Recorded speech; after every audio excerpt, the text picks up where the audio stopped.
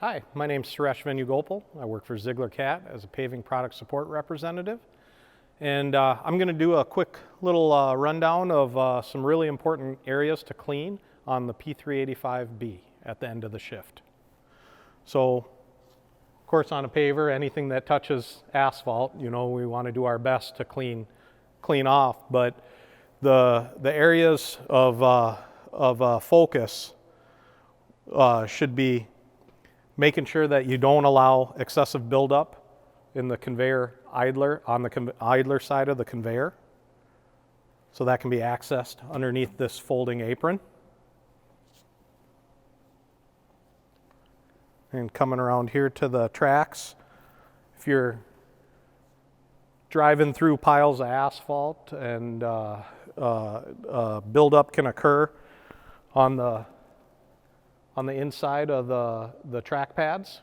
Same with if you're overloading the screed, it can spill out and the track pads can catch the material and it can build up over time. So that's another area to kind of look at. And actually this box can build up with material as well, and that could restrict your movement of your toe point cylinder.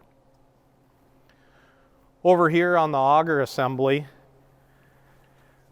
buildup can occur, well, all over the auger, that needs to be addressed. But one spot that gets forgotten about especially is on the inside of the auger, right where it's coming out of the auger drive box.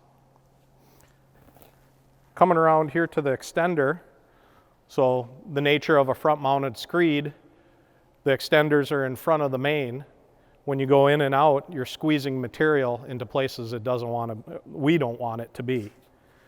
And so you'll see buildup on the backside of the frame of the extender as it dribbles through. You'll also see buildup, especially on the inside of the frames. And you really want to pay attention to the inside of the frames and be getting those clean at the end of the shift. It's going to lead to a greater performance of the machine.